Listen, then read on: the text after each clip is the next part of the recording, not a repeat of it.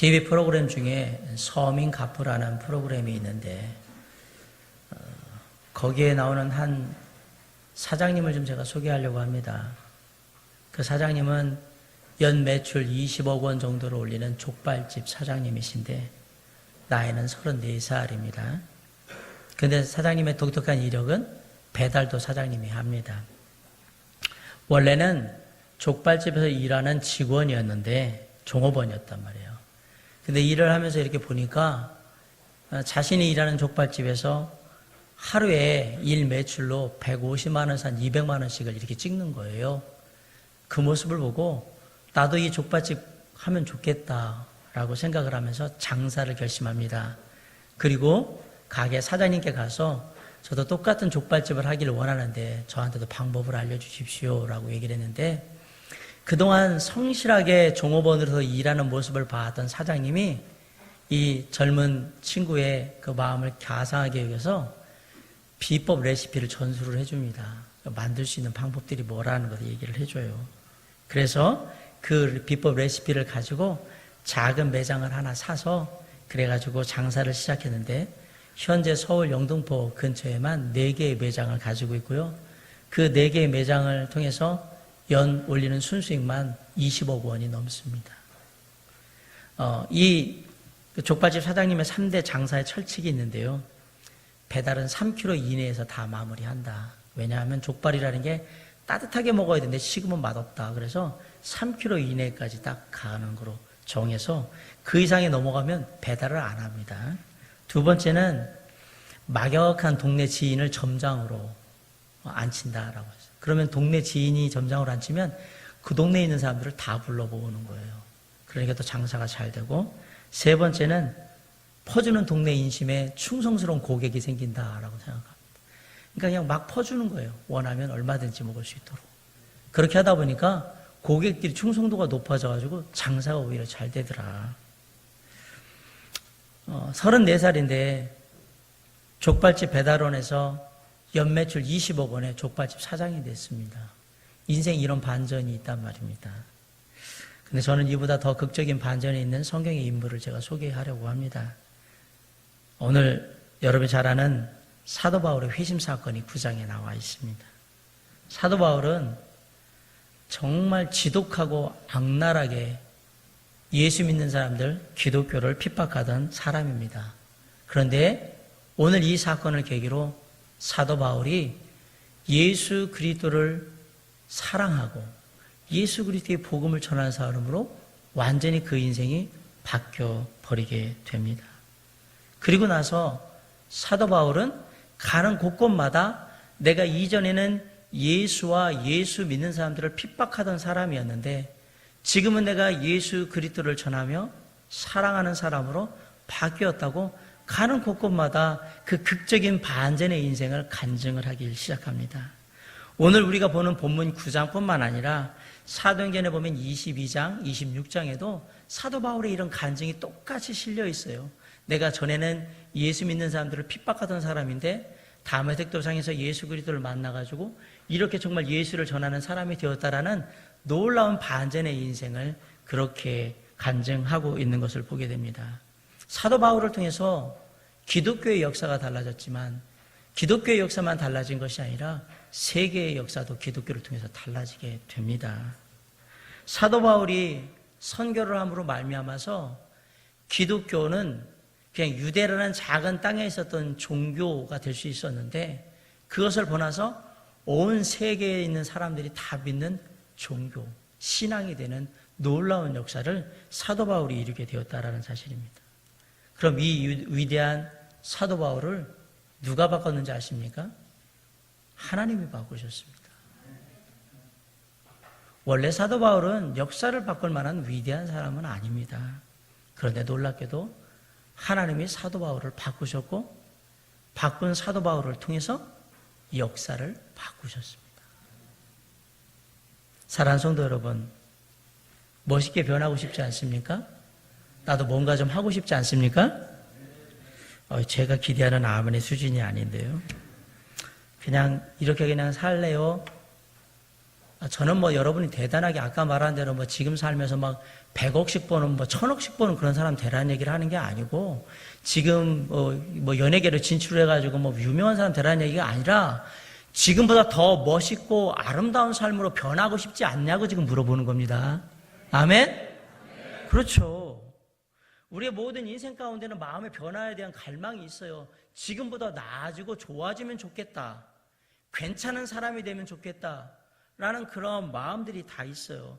내 인생 이대로 끝나고 싶지 않은데 지금보다 좀 더 좀 나은 뭔가의 모습들을 우리 가족들에게, 친구들에게, 사람들에게 좀 보여주고 싶은데 어떻게 하면 특별히 하나님이 사용하시는 귀한 인생으로 뭔가 좀 내 삶을 드릴 수도 있을까? 이런 변화에 대한 갈망이 우리 모두에겐 다 있다 이 얘기예요. 변화받고 싶고 변화되고 싶지만 생각만큼 변화되지 못하는 게 바로 저와 여러분의 현실입니다.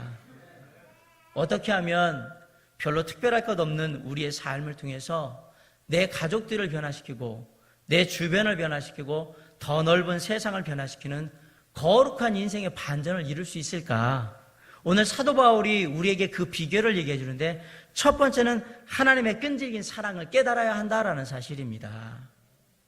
오늘 4절 말씀해 보면 사도 바울이 다메섹을 가다가 예수님 만나는 그 장면을 뭐라고 표현했냐면 땅에 엎드려져 들음에 소리가 있어 이르되 사울아 사울아 네가 어찌하여 나를 박해하느냐 하시거늘 이렇게 되어 있습니다. 하나님이 끈질기게 하나님의 자녀들을 쫓고 계시다는 사실을 잊지 마시기 바랍니다. 하나님이 나를 절대로 포기하지 않는다는 사실도 잊지 마시기 바랍니다. 하나님이 지금도 여전하신 사랑으로 나를 찾고 계시다는 사랑을 잊지 마시기 바랍니다. 그것을 깨달은 사람만이 삶의 변화를 이룰 수 있다 이 얘기입니다. 사실 하나님은 한 번도 우리를 포기한 적이 없으십니다.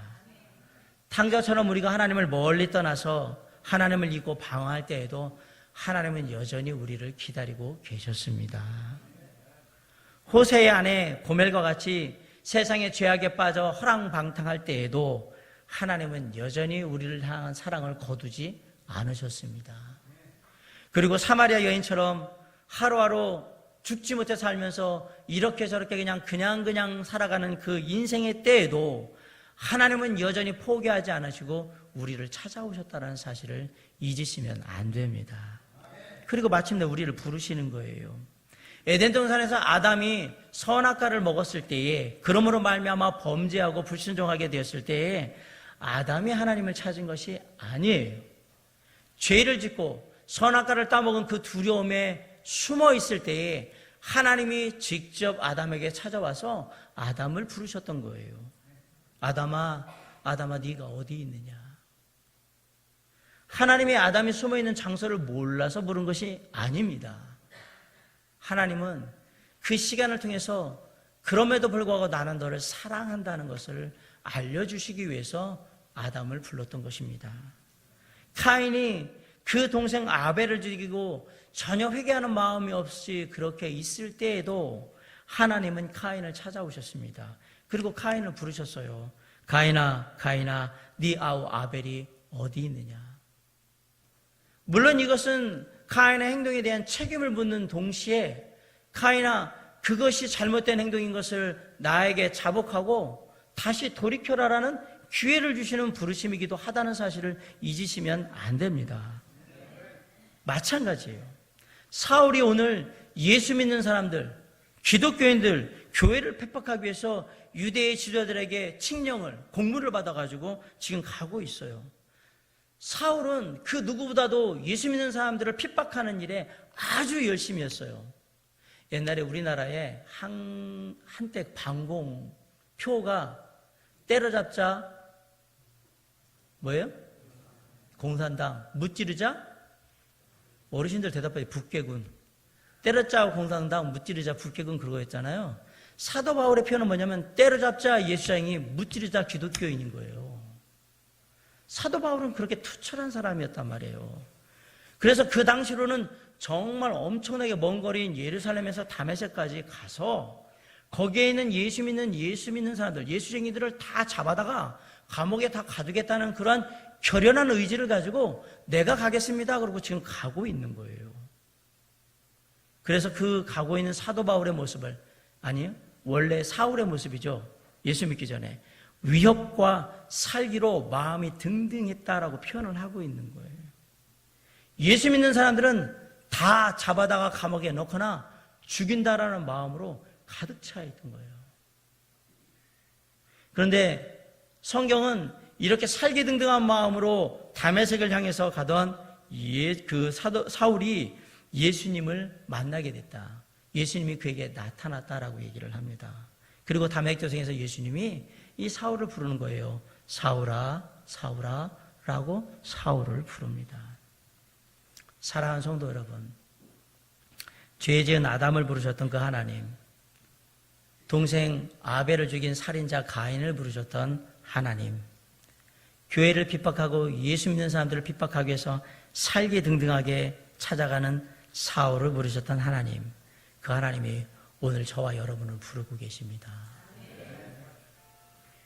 성경은 우리를 목나 부르는 하나님의 음성을 적어놓은 책입니다. 우리를 포기할 수 없어서 우리를 끝까지 그 품의 사랑으로 안으시려는 하나님의 사랑을 기록한 기록이 뭐냐? 그게 바로 성경입니다.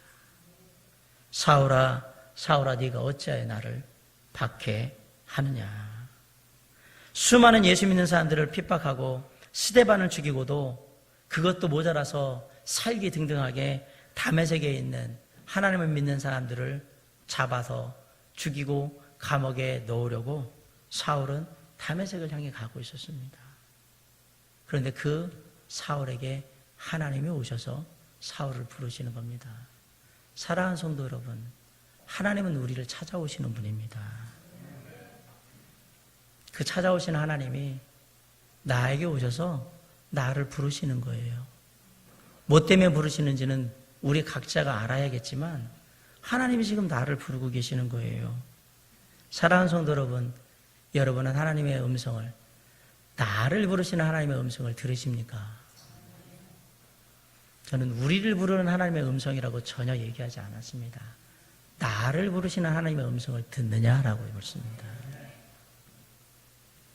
우리가 왜 그토록 오랫동안 신앙생활 하는데도 삶의 변화가 되지 않은지 아십니까? 그 이유는 수없이 성경을 읽고 말씀을 듣고 말씀을 묵상하고 말씀을 공부하고 말씀을 암송함에도 불구하고 나를 향하신 하나님의 음성을 듣지 못하기 때문에 그렇습니다.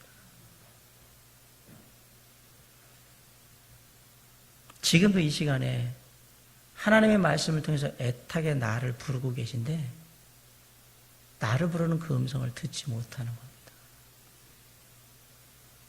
오늘 우리가 하나님의 음성을 말씀 속에서 들어야 합니다. 나를 향한 하나님의 음성을 들으셔야 합니다. 그래야 하나님이 내게 뭘 말씀하신지를 알 수 있습니다. 그래야 내 삶이 바뀌는 겁니다. 나의 삶에 나를 향한 하나님의 음성을 듣지 못하면 하나님을 향한 삶의 변화는 일어나지 못하는 겁니다. 뭘 할지를 모르니까. 뭘 해야 될지도 모르겠고 어떻게 해야 될지도 모르니까. 오늘 사도 바울이 저와 여러분에게 얘기하는 거예요.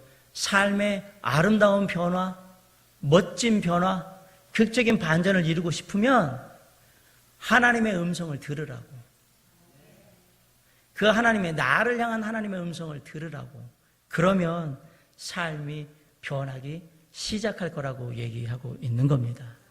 사랑하는 성도 여러분, 오늘 그 하나님의 말씀을 통하여서 나를 향한 하나님의 음성을 들으시길 바랍니다. 그리고 지금 이 시간이 내 삶이 아름다운 변화를 이루고 내 삶이 멋진 변화를 이루고 내 삶이 반전을 이루는 전환점이 될 수 있기를 주님의 이름으로 간절히 축원합니다. 사랑하는 하나님께서 끈질기게 사랑으로 나를 부르시는 그 음성을 들었다면 우리의 삶은 분명히 변하게 될 것입니다. 또한 우리가 삶을 변하기를 원한다면 그 음성 속에서 나 자신을 하나님 앞에서 제대로 볼 줄 알아야 한다고 얘기를 하는 거예요. 하나님께서 우리를 부르시면 제일 먼저 뭘 하실 거냐? 하나님 앞에 서게 하실 거예요. 내 앞에 서라. 그리고 두 번째 하시는 일이 뭐냐? 네 자신을 내 앞에서 제대로 보기 바란다. 5절에 보면 대답하되 주여 누구시니까 이르시되 나는 네가 박해하는 예수라. 우리가 예수 믿는데 가장 방해가 되는 게 뭡니까? 가족들입니까? 남편입니까? 아내입니까? 자녀입니까? 직장입니까? 건강입니까? 우리의 사는 형편입니까?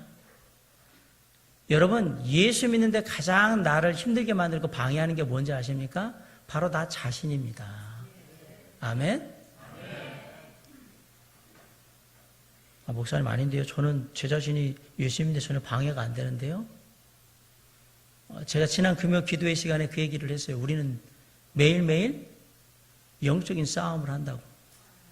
죽도록 싸운다고. 성령 하나님이 내 삶을 주도권을 잡을 건지 아니면 육신이 내 삶을 주도권을 잡을 건지. 내 신앙생활을 가장 힘들게 만들게 하는 게 누구냐? 내 남편도 아니고 가족도 아니고 아무것도 아니에요. 나 자신이에요. 내 자신이 내 신앙을 가장 힘들게 만들어요. 오늘 사울을 보세요. 예수 믿기 전에 사울의 모든 판단의 주인은 누구냐? 판단자는 누구냐? 사울 자신이에요. 그러한 사울 자신의 견해를 볼 때 예수님은 가짜인 거예요. 사울이 볼 때 예수님은 아주 나쁜 사기꾼 가짜인 거예요. 그러니까 그런 가짜를 믿는 예수 믿는 사람들은 뭐냐면 이 사회에 아주 쓸모없는 인간들인 거예요. 처리해야 되는 인간들인 거예요. 그러니까 뭐 해야 되는 거예요? 잡아다가 감옥에 가두거나 죽여야 되는 거예요. 이 모든 판단은 사울 자신이 한 겁니다. 사울이 하나님 앞에 나가오지 예수 그리스도 앞에 나오지 못하도록 만드는 가장 중요한 방해물은 뭐였느냐? 자기 자신이었습니다. 그러니까 일말에 양심의 가책도 없이 스데반을 돌로 쳐 죽이는데 동의하면서 죽이라고 얘기하잖아요. 그것도 모자라가지고 다메섹에 예수 믿는 사람들이 많이 모였다고 하니까 그래? 내가 가서 다메섹에 가서 예수 믿는 놈들 다 잡아다가 내가 감옥에 가두고 내가 죽이든지 어떻게 하겠다. 살기가 등등하다는 얘기를 잘 기억하셔야 돼요. 안 되면 죽여버리겠다 이 얘기를 하는 거란 말이에요 지금. 그러면서 가요. 어떻게 이런 일이 벌어질 수 있을까? 놀랍게도 사도 바울이 예루살렘에서 다메섹까지 얼마에 거리냐면 230km나 되는데 그거를 가요. 열심을 가지고 내가 반드시 처리하겠다. 예수 믿는 것들을 내가 박살을 내겠다 이런 생각을 가는 거예요. 그런데 사울은 하나님을 안 믿는 사람이 아닙니다. 사울은 구약 성경을 완전하게 믿는 사람입니다. 그리고 구약의 하나님도 다 믿는 사람입니다. 근데 뭐 하러 가요? 예수 믿는 사람들을 죽이러 갑니다. 어떻게 이런 악한 행동을 하나님을 믿는 사람들이 할 수 있을까? 사울은 자신이 하나님을 믿는다고 했지만 정작 사울이 믿는 건 하나님이 아니라 자기 자신이었던 겁니다. 자기 자신이 하나님인 거예요. 내 생각이 하나님이고 내 판단이 하나님이고 내 경험이 하나님인 거예요. 사울처럼 하나님을 믿는다고 말은 하는데 결국은 속에서는 나 자신을 믿고 있는 사람들이 교회 안에도 많습니다. 그래서 하나님의 이름으로 저주하고요. 하나님의 이름으로 판단하고 하나님의 이름으로 미워하고 하나님의 이름으로 다른 사람들에게 말을 하면서 상처를 입히고 아픔을 주고 그러는 겁니다. 그러나 실제로 그들이 믿는 것은 하나님이 아닙니다. 자기를 믿는 거예요. 나를 믿는 거라. 내가 온전한 중심이 되어서 신앙생활을 하고 있는 거예요. 사울이 다메섹으로 가고 있습니다. 때는 정오라고 했어요. 정오면 태양이 가장 뜨겁게 밝게 내리쬐을 때잖아요. 그때에 대낮의 태양보다도 몇십 배 밝은 빛이 사울에게 비춰요. 그리고 그 빛을 본 사울은 도저히 견딜 수 없어가지고 시력을 잃어요. 그리고 땅에 고꾸라집니다. 그리고 사울이 가장 먼저 한 말이 뭔지 아십니까? 주여, 누구시니까? 이전에 사울이라면 뭐라고 할 거냐면, 야, 도대체 너 누구야? 이렇게 했겠죠. 근데 지금 엄청난 일을 당하니까 뭐가 됐냐면 놀란 거예요. 두려운 거예요. 그래서 뭐라고 그러면 주여 누구시니까? 이게 사울이 지금 예수 그리스도가 메시아 구세주라는 걸 믿어서 얘기하는 게 아니라 뭔가 자기의 삶에 놀라운 능력의 존재가 임하였는데 그 놀라운 존재의 임함으로 인해서 자신이 너무너무 두렵고 떨려서 어찌할 빠르고 주여 누구십니까? 라고 물어본 거란 말이에요. 지금 훗날에 이 사건을 기억하면서 사도 바울이 뭐라고 하냐면 디모데전서에서 자신은 그때에 다메섹에서 예수 그리스도를 만나기 이전까지 자신은 회방자였고 예수 그리스도의 복음에 전해진 것을 회방하는 사람이었고 예수 그리스도를 믿는 사람들을 핍박하는 사람이었고 그리고 예수 믿는 자들에게 가장 악랄하게 악을 행하던 포행자였다고 얘기를 하는 거예요. 나는 그런 사람이었다고.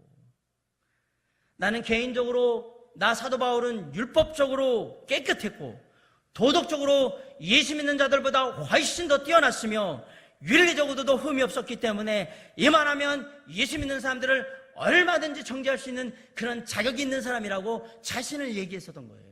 그렇게 믿고 있었던 거란 말이에요. 그러던 오늘 그 마음으로 살기등등하게 다메섹을 향해 가던 사도 바울이 사울이 다메섹 도상에서 예수 그리스도를 통해서 자신을 제대로 보기 시작했다는 사실입니다.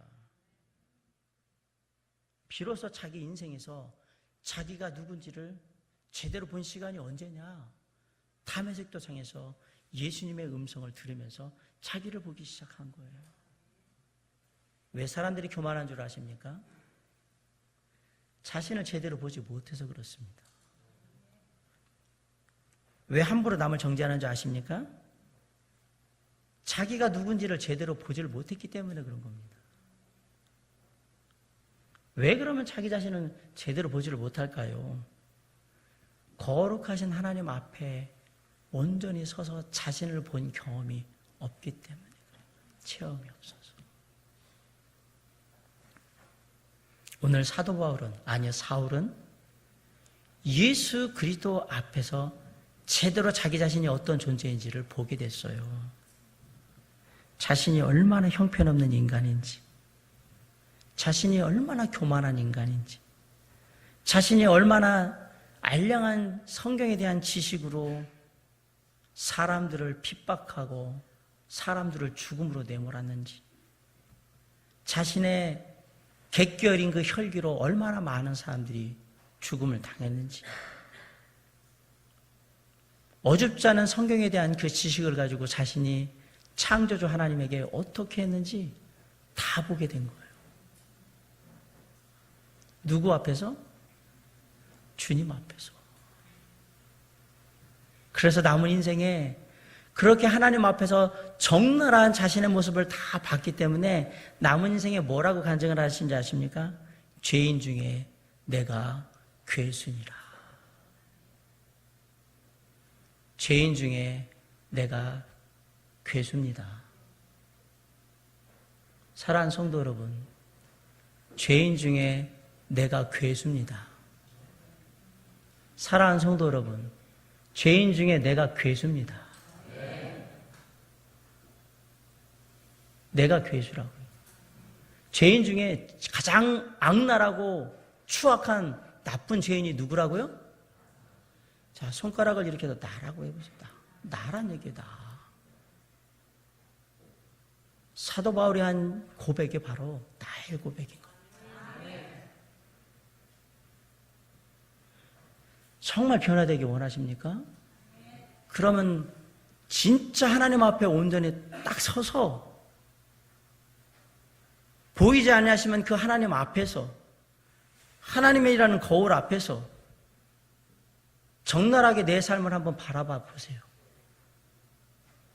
내가 뭔 할 말이 있겠는가?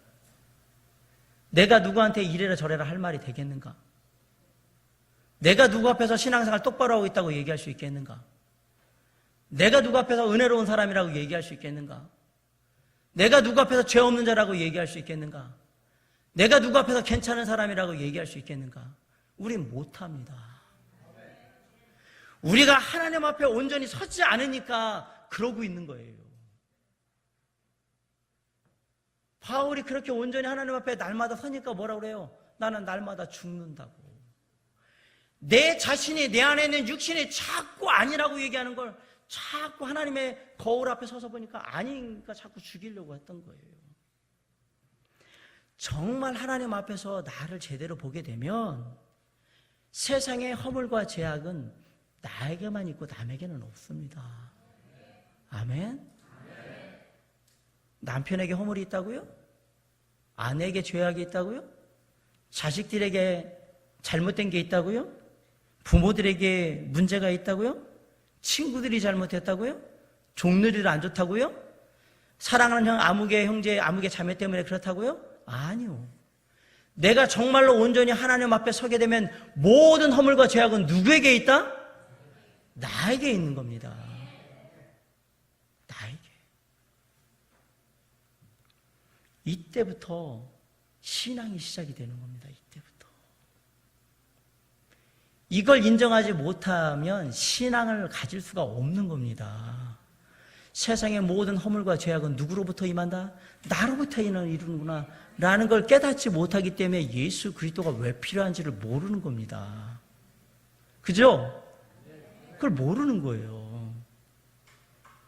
신앙이라는 것은요, 하나님을 통해서 나의 과거와 현재와 미래를 해석해 가는 거예요. 대부분의 사람들은 과거를 얘기하면 과거를 잘못 해석해서 부모를 원망하거나 환경을 탓해요. 나는 왜 이렇게 가난한 부모와 태어났을까? 왜 우리 집은 이 모양 이 꼴일까? 왜 우리는 이렇게밖에 못 살까? 막 이렇게 생각을 해요. 그리고 현재의 이 모든 것에 대한 책임, 내가 온전히 제대로 되지 못한 모든 책임은 누구에게 있어요? 부모에게 있거나, 내게 주어진 환경 속에서 내가 그렇게 자라왔거나, 내 주변에 있는 어줍지 않은 사람들 때문에 그렇거나, 그런 거예요. 나는 잘하려고 했는데 다 이런 것들이 안 됐다고 생각을 해요. 그럼 미래에 대해서 어떻게 해석하는지 아십니까? 나는 이렇게 살다 말겠지. 내 주변에 있는 인간들은 다 나를 속이려고 어떻게든지 나만 이용해 먹으려고 다 그러고 나한테 거짓말하고 다 그러겠지. 세상에 믿을 사람 아무도 없고 다 그런 거야. 세상은 다 이렇게 추악한 거야. 이렇게 미래를 또 해석해버립니다. 그러나 신앙을 가진 사람들은 그렇게 인생을 해석하지 않습니다. 신앙을 가진 사람들은 과거에 가난한 가정에서 못 배운 부모님들 밑에서 자랐다 할지라도 하나님께서 나에게 그러한 가정 환경을 주신 이유가 있었구나. 하나님께서 비록 부족하지만 이런 부모님들에게 나에게 배우게 한 게 있었구나. 신앙을 통해서 하나님께서 이런 사람들을 만나게 하셨구나. 지금 나의 모습은 과연 어떨까? 하나님께서 지금까지 이끌어 주신 것이 하나님의 은혜였구나. 하나님을 만난 것이 바로 나에게 가장 큰 축복이었구나. 그리고 미래를 어떻게 해석합니까? 이제 더욱더 아름다운 변화, 멋진 변화, 삶의 반전을 이루어서 더 하나님께 아름다운 삶으로 내 삶을 드릴 수 있도록 주님을 의지해야지. 내 삶에 오직 의지할 분이 오직 예수 그리스도 하나님 한 분밖에 없구나. 내 삶에 무엇을 버려야 할까? 내 삶에 무엇을 바꿔야 할까? 내 삶에 무엇을 하나님께 의지하며 구해야 할까? 어떻게 하면 나의 삶이 더욱더 하나님 앞에 멋있는 삶을 이룰까? 해석을 그렇게 한단 말이에요. 그게 신앙이에요. 삶의 변화는 거기서 시작되는 겁니다. 온전히 나를 바라본 상태에서 변화가 시작되는 겁니다. 사랑하는 성도 여러분, 사도 바울이 하나님의 음성을 통해서 자신을 바라봤어요. 자신을. 근데 그 자신이 예수 믿는 자들을 죽이려고 돌아다닐 그런 존재가 되지를 못한다는 것을 깨달은 거예요. 그래서 사도 바울은 변했던 거예요. 우리도 이제 하나님 앞에서 온전히 나 자신을 보는 시간이 필요합니다. 날마다 하나님 앞에 서야 합니다. 날마다 하나님의 말씀 앞에 기도로, 말씀을 묵상함으로, 다른 모든 일들을 하는 가운데 하나님 앞에 나를 세우셔야 합니다. 그러면 저절로 겸손히 주님 앞에 무릎 꿇는 나를 발견하게 될 것입니다. 그리고 저절로 저와 여러분의 입술에서 주여 제가 죄수 중에 괴수입니다라는 고백이 그냥 절로 나올 거예요.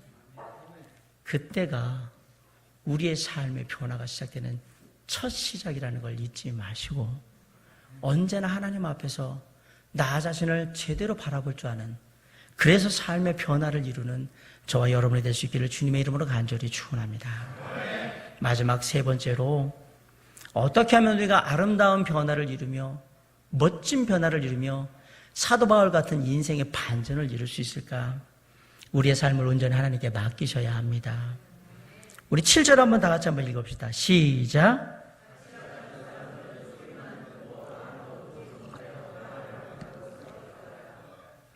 본문 7절을 보면 같이 가던 사람들이 소리를 들었어요. 그런데 똑같은 사건에 대해서 사도 바울이 22장, 사도행전 22장 9절에 보면 다른 말을 해요. 나와 함께 있는 사람들이 빛은 보면서도 나에게 말씀하시는 이의 소리는 듣지 못하더라. 9장에서는 들었다고, 소리를 들었다고 얘기하고 놓고 22장에는 소리를 못 들었다고 얘기를 하네. 성경이 틀린 것 아닙니까? 9장과 22장의 기록이 다른 걸 보니까 성경이 틀린 것 아닙니까? 라고 묻는 분은 성경을 자세하게 잘 보신 분입니다. 지금 이 시간에 그런 내용이 있었어요? 성경을 대충 보셨거나 안 보신 분입니다. 죄송하지만 결론부터 말합니다. 9장의 진술과 22장의 기록은 다른 기록이 아니고요, 우리말로 옮기다 보니까 제대로 그 부분에 대한 의미 전달이 안 돼서 생긴 오해입니다. 9장 7절에 같이 갔던 사람들은 소리만 듣고 아무도 보지 못하여 말을 못하고 서 있더라. 분명히 그렇게 되어 있습니다. 22장 9절에는 나와 함께 있는 사람들이 빛은 보면서도 나에게 말씀하시는 이의 소리는 듣지 못했다라고 되어 있습니다. 자, 9장 7절에 소리만 듣고는 그게 예수님이 말씀하시는 건지 뭔지는 모르는데 뭔가 들려오는 소리가 있어서 들었다 이 얘기예요. 사울과 함께하는 사람들도 소리를 들었다? 예, 들었습니다. 그런데 그 소리가 무슨 소리인지는 몰랐다. 소리를 들었다 이 얘기예요. 그게 음성인지 우르릉 쾅쾅하는 소리인지 뭔지는 몰라도 소리를 들었단 말이에요. 그런데 그 소리를 들은 사람 중에 유일하게 그 소리가 뭘 얘기하는지를 이해한 사람은 누구였던 거예요? 사도 바울이었던 거예요. 그래서 사울의 귀에만 제대로 들린 거예요. 그래서 어떻게 들렸느냐? 사울아, 사울아, 네가 왜 나를 박해하느냐? 라고 정확하게 또렷하게 들린 거예요. 그렇게 예수님이 묻는 소리로 들으니까 사울이 뭐라고 대답했어요? 주여, 누구시오니까? 이렇게 물어본 거란 말입니다. 반면에 22장 9절은 같이 가던 사람들이 말하는 소리 같은 걸 들었어요. 뭐라고 응원하면서 사람이 말하는 것 같은 소리를 들었는데 그 음성이 뭘 의미하는지를 몰랐다는 얘기예요. 말귀를 알아듣지 못했다고요. 이해하시겠습니까? 그러니까 9장은 얘기하는 거는 소리를 들었다는 얘기고 22장이 얘기하는 건 소리를 들었는데 말귀를 이해하지 못했다, 그 얘기를 하고 있는 거예요. 구체적인 의미를 알아들을 수 없었다 이 얘기예요. 그러니까 사도 바울만이 구체적인 하늘로서 올려드린 그 음성이 이게 뭘 말하는구나 라는 걸 알게 됐어요. 그러니까 사도 바울이 22장에 보면 그 의미를 정확하게 알아듣고 뭐라고 얘기하냐면 9장에서는 하지 않았던 얘기를 합니다. 나는 네가 박해하는 나사렛 예수라고 딱 끝난 다음에 뭐라고 하냐면 주님 무엇을 하리까? 라고 물어봐요. 22장 10절에서 이 얘기가 뭡니까? 주님, 당신이 시키는 대로 하겠습니다. 주님, 당신이 말씀하시는 대로 제가 당신께 순종합니다. 이 얘기를 하고 있는 거예요. 이제부터는 제가 주님 말씀하신 대로 다 합니다. 주님 무엇을 하리까? 예수님께서 그 음성을 통해서 사도 바울에게, 사울에게 뭘 요구하고 있는지를 깨달아 알았다는 얘기입니다. 옆에 있는 사람들은 깨닫지 못했고, 그러니까 22장 말은 깨닫지를 못했다 이 얘기예요. 듣긴 들었는데. 중요한 건 사울이 하나님의 음성을 깨달아 안 그 순간에, 뭘 요구하시는지 아는 순간에 제일 먼저 한 게 뭐냐? 자신의 삶을 전부 다 하나님께 드렸다라는 사실이에요. 맡겼다라는 사실입니다. 하나님을 진정으로 만난 사람, 그리고 그 하나님 앞에서 자신의 모습을 제대로 다 살펴본 사람이 마지막으로 하는 게 뭐냐? 자신의 삶을 그 하나님께 맡기는 겁니다. 아직도 못 맡기고 계시다면 죄송하지만 당신의 삶의 주인은 당신입니다.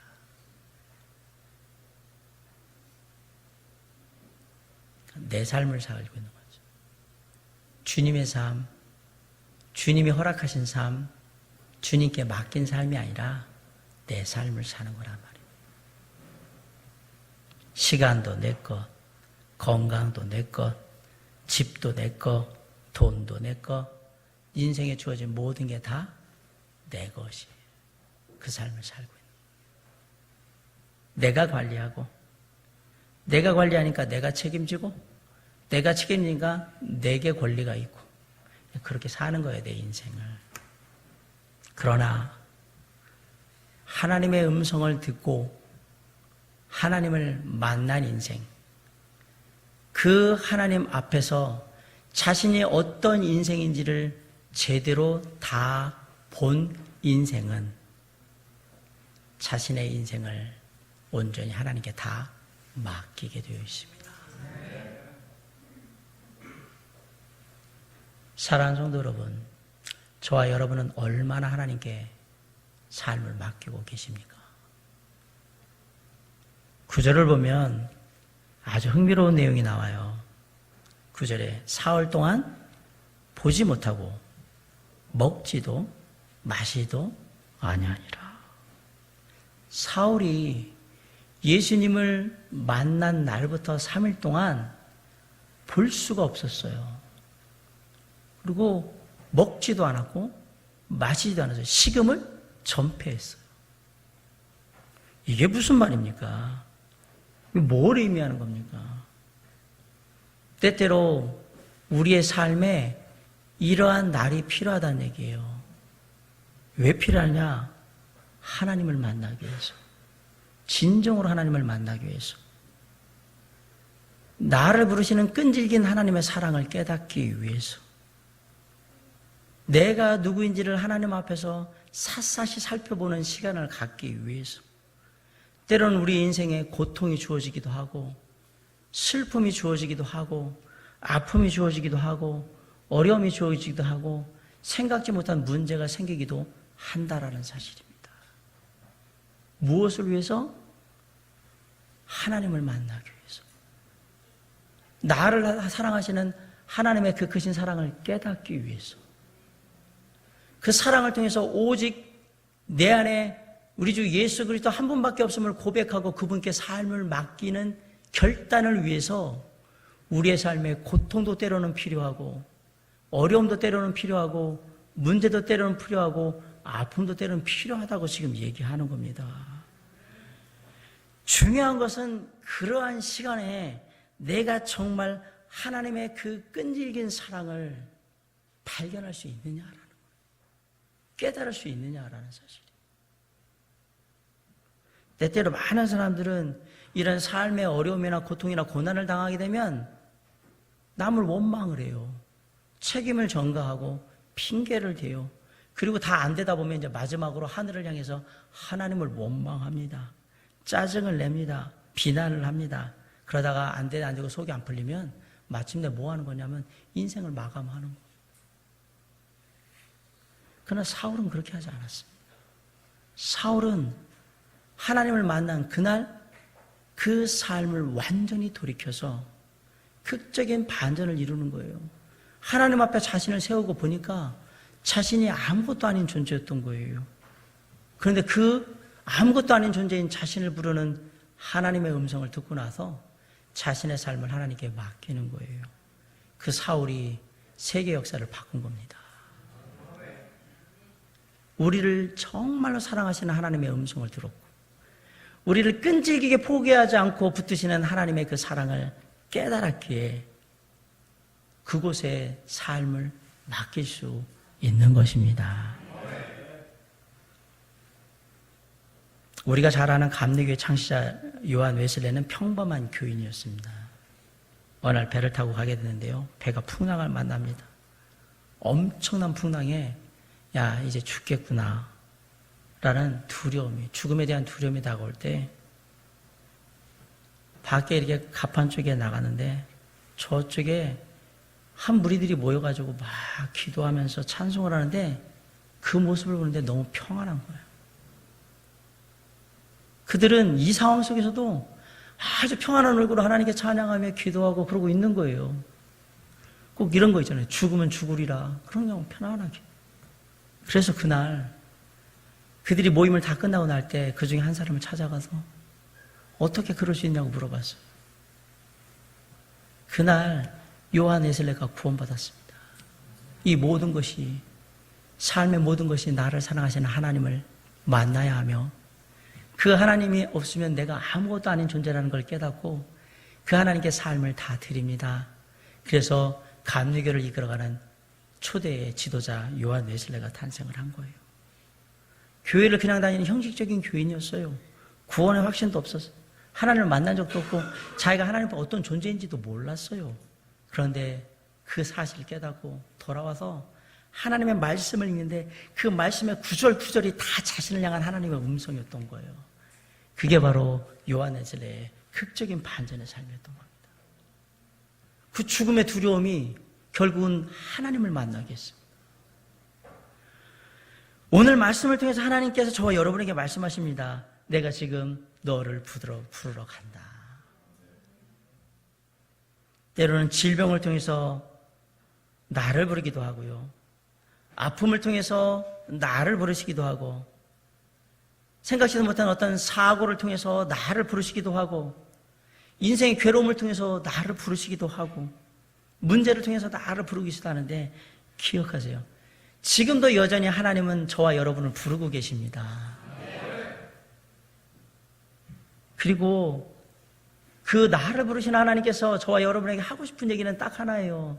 장신아, 나는 절대로 너를 포기하지 않는다. 내가 너를 사랑한다. 내가 너와 함께하길 원한다. 이전에도 그랬고 지금도 그렇고 앞으로도 그럴 것이다. 내가 너와 함께하리라.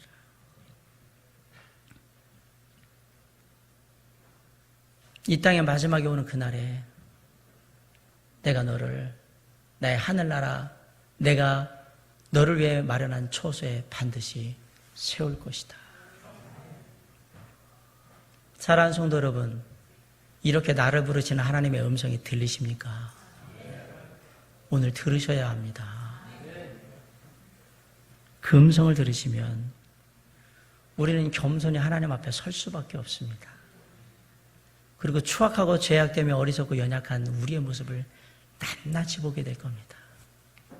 그러면 자연스럽게 우리는 하나님 앞에 무릎 꿇게 될 겁니다. 그리고 이렇게 고백할 겁니다. 주여, 제가 죄인 중에 괴수입니다. 용서하여 주시옵소서. 주님 앞에 기도하옵나니 부족하고 연약한 저를 깨끗게 하시고, 주님, 쓸 데가 있다면 주님이 원하시는 곳에 저를 사용하여 주시옵소서. 우리는 살아계신 하나님을 믿는 사람들입니다. 전지전능하신 하나님의 자녀들입니다. 우리 하나님이 나를 사랑하신다고 부르십니다.